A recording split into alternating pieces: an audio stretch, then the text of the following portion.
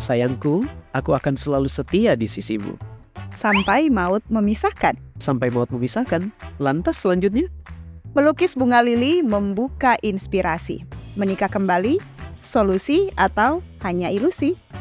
Bila sesuatu yang tidak terduga terjadi, apakah menikah kembali jawabannya? Kita akan membahasnya di sini dalam program Kapas. Keluarga Allah pasti akan ke surga.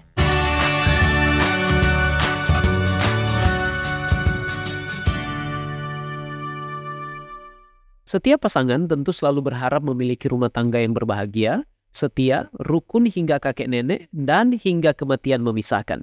Namun hidup ini tidak bisa diprediksi, berubah seiring musim berganti.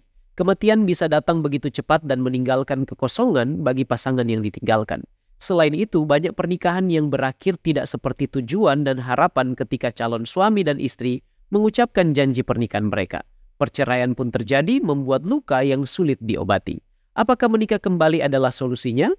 Membahas tentang pernikahan kembali kita perlu sangat berhati-hati. Ingat, membahasnya bukan berarti menganjurkan atau mempromosikan hal itu.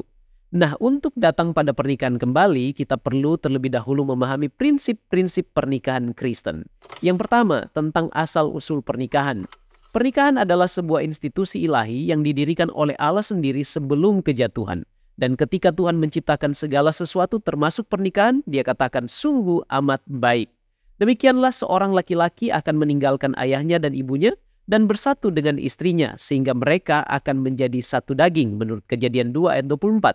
Yang kedua, the oneness of marriage atau kesatuan dari pernikahan. Allah menggunakan pernikahan Adam dan Hawa menjadi pola bagi semua pernikahan.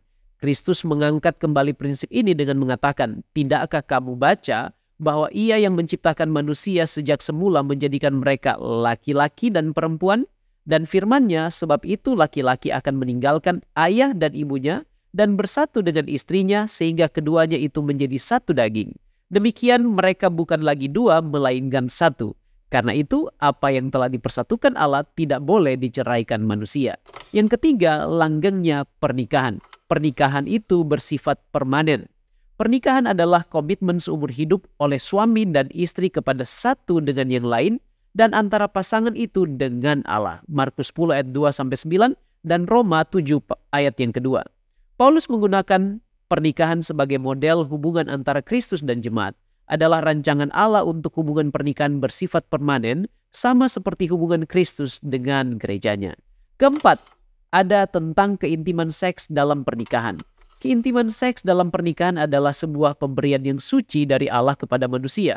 Itu adalah sebuah bagian yang tidak terpisahkan dari pernikahan yang diperuntukkan hanya untuk pernikahan saja. Keintiman seperti ini hanya bisa dilakukan secara eksklusif saja, artinya oleh pasangan pernikahan bukan dengan orang lain. Tujuannya adalah untuk membawa kedekatan, kebahagiaan, keamanan, dan untuk menjaga kelangsungan dari manusia. Hubungan seks yang dimaksud dalam pernikahan monogami seperti yang diciptakan Allah adalah hubungan seks heteroseksual. Artinya antara pasangan berbeda jenis, satu laki-laki dan satu perempuan. Yang kelima, kemitraan dalam pernikahan. Kesatuan dalam pernikahan dicapai melalui saling menghormati dan mencintai. Tidak ada yang lebih superior dari yang lain. Efesus 5 ayat 21-28. Demikianlah buah-buah roh harus diamalkan dalam kehidupan suami dan istri. Tidak boleh ada kekerasan baik itu fisik, verbal, seksual, atau mental, dan lain sebagainya. Dan harus ada roh penerimaan satu dengan yang lain seperti dalam sumpah pernikahan. Dan yang terakhir adalah efek kejatuhan dalam pernikahan. Adanya perasaan bersalah, malu, saling mempersalahkan, kekerasan, pengabaian, ketidaksetiaan, adanya perpisahan dan perceraian, ditambah lagi masalah poligami, dan juga adanya pasangan sejenis atau LGBT. Yang semuanya sebenarnya jauh dari rencana Allah. Nah sekarang bagaimana dengan pernikahan kembali? Apa yang Alkitab katakan? Pemisahan yang memungkinkan pernikahan kembali secara alkitabiah adalah yang pertama, karena maut. Roma 7 ayat 2-3 mengatakan sebab seorang istri terikat oleh hukum kepada suaminya selama suaminya itu hidup. Akan tetapi apabila suaminya itu mati, bebaslah ia dari hukum yang mengikatnya kepada suaminya itu. Jadi selama suaminya hidup, ia dianggap berzina kalau ia menjadi istri laki-laki lain. Tetapi jika suaminya telah mati, ia bebas dari hukum sehingga ia bukanlah berzina kalau ia menjadi istri laki-laki lain. Demikian juga yang dicatat dalam 1 Korintus 7 ayat 39, istri terikat selama suaminya hidup. Kalau suaminya telah meninggal, ia bebas untuk kawin dengan siapa saja yang dikehendakinya, asal orang itu adalah seorang yang percaya. Yang berikut adalah karena zina. Kita tahu bahwa pernikahan adalah komitmen seumur hidup dan perceraian itu dibenci Allah dan menyebabkan banyak penderitaan. Ingat, apa yang dipersatukan Allah tidak boleh diceraikan manusia. Perceraian bukan jalan untuk menikah kembali, karena apabila perceraian terjadi tidak sesuai dengan prinsip firman Tuhan, maka pernikahan kembali akan mendatangkan dosa bagi mereka. Tidak ada ajaran langsung dalam Alkitab mengenai pernikahan kembali setelah perceraian. Namun demikian ada implikasi yang kuat dalam kata-kata Yesus dalam Matius 19 ayat 9 yang mengizinkan pernikahan kembali bagi pihak yang tetap setia yang pasangannya telah mengkhianati sumpah pernikahannya. Upaya perlu dilakukan agar pihak yang dikhianati bisa mengampuni dan menerima pihak yang berkhianat kembali agar tidak terjadi perceraian. Namun, bila usaha rekonsiliasi untuk berdamai tidak berhasil, maka pihak yang tidak bersalah itu berhak menurut kitab suci untuk menuntut perceraian dan menikah lagi. Dalam buku Peraturan Jemaat halaman 218 ada beberapa hal yang disampaikan. Pihak yang bersalah yang diceraikan tidak mempunyai hak untuk menikah dengan orang lain selama pihak yang tidak bersalah masih hidup dan tetap tidak menikah dan bersih. Perpisahan atau perceraian yang disebabkan oleh faktor-faktor seperti kekerasan fisik atau kasus yang lainnya tidak disebabkan oleh ketidaksetiaan pada sumpah perkawinan, tidak memberikan hak alkitabiah untuk menikah kembali pada kedua belah pihak, kecuali jika di antara waktu itu salah seorang telah menikah kembali, melakukan perzinahan atau percabulan atau mati. Kemudian tidak ada pendeta yang berhak memimpin upacara pernikahan kembali dari siapapun yang tidak mempunyai hak untuk menikah kembali menurut kitab suci, seperti yang dijelaskan dalam alinea-alinea yang terdahulu. Nah, kalau memang terpaksa harus menikah kembali dengan alasan yang layak secara alkitabiah, apakah menikah kembali dapat menjadi solusi atau hanya ilusi? Ya, menikah kembali dapat menjadi sebuah solusi, namun perlu diingat juga bisa menjadi sebuah tantangan, jadi tergantung pada keadaan atau individu yang terlibat di dalamnya. Megan Glosson, seorang divorce content specialist, dalam sebuah artikel online berjudul Guide to Remarrying After Divorce mengatakan bahwa meskipun banyak pasangan yang memasuki pernikahan kedua lebih tua dan jauh lebih siap untuk menangani segala sesuatu yang datang dalam pernikahan, hal itu tidak selalu berarti kebahagiaan dalam pernikahan. Bahkan hampir 60% dari semua pernikahan kedua berakhir dengan perceraian. Angka yang secara signifikan lebih tinggi daripada perceraian pada pernikahan yang pertama. Nah, ada beberapa alasan mengapa hal ini terjadi menurut Megan. Yang pertama, orang-orang dalam pernikahan kedua cenderung tidak memiliki anak bersama. Oleh karena itu, mereka cenderung untuk tetap bersama demi anak-anak mereka dibandingkan dengan orang-orang yang pernikahan pertamanya tidak bahagia. Yang kedua, anak tiri, mertua, dan mantan menambah kerumitan dalam pernikahan yang baru. Jaringan yang rumit antar anggota keluarga dan mantan dapat mempersulit hubungan baru untuk mengembangkan pijakan yang kuat. Yang ketiga, orang mungkin terburu-buru menikah lagi sebelum benar-benar pulih dari kesedihan akibat pernikahan yang pertama mereka. Hal ini dapat membuat mereka mengulangi beberapa kesalahan yang mereka buat pertama kali. Nah, saya penasaran, apa sih untung rugi menikah kembali? Ada keuntungan dalam hal kesehatan. Menurut penelitian, ada manfaat bagi kesehatan mental dan fisik dalam pernikahan kembali. Mereka yang menikah kembali setelah perceraian atau kematian pasangan mereka memiliki lebih sedikit gejala depresi daripada mereka yang tetap hidup sendiri.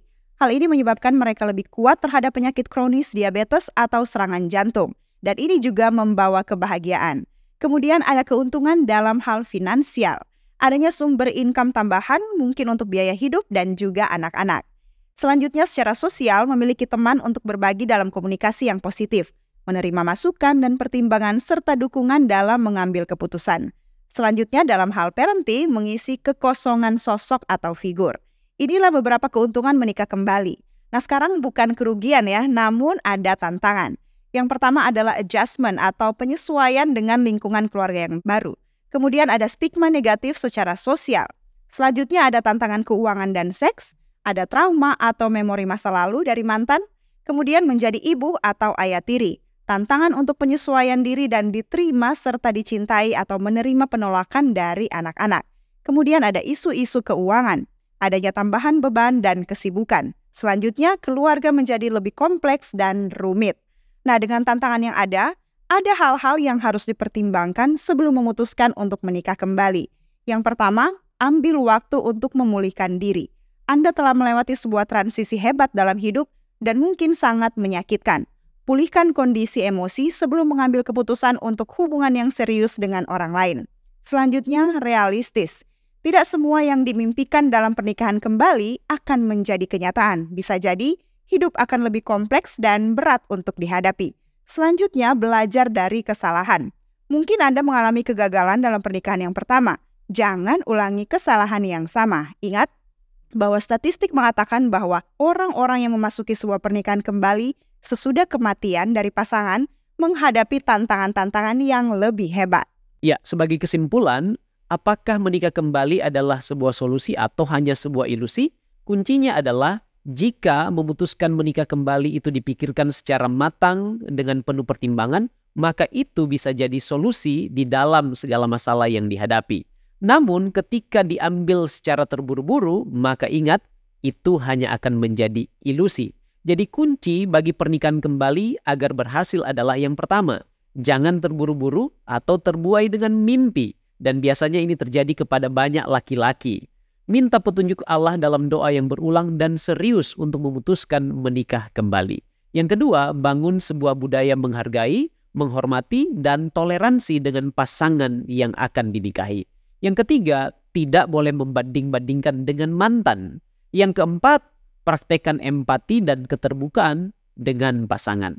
Yang kelima, sediakan waktu dan suasana yang rileks untuk berinteraksi dengan pasangan. Yang keenam, kemukakan mimpi harapan-harapan Anda secara terbuka dan penuh pengertian untuk menghindari kesalahpahaman. Kemudian persiapkan mental untuk konflik. Selanjutnya berkomunikasi secara efektif. Kemudian bertanggung jawab untuk peran sebagai suami atau istri atau orang tua tiri. Selanjutnya berjalan selaras dengan pasangan Anda, penyesuaian dan jangan memaksakan kehendak. Selanjutnya bangun dialog yang open-minded atau secara dewasa. Kemudian praktekkan penerimaan dan pengampunan. Setiap orang punya masa lalu dan kekurangan. Mazmur 37 ayat 5 berkata, serahkanlah hidupmu kepada Tuhan dan percayalah kepadanya, dan Ia akan bertindak. Demikianlah pembahasan kita kali ini. Bila sahabat Kapas merasa diberkati, jangan lupa untuk subscribe YouTube channel Cornelius Media. Kiranya Tuhan memberkati kita sekalian dan salam Kapas.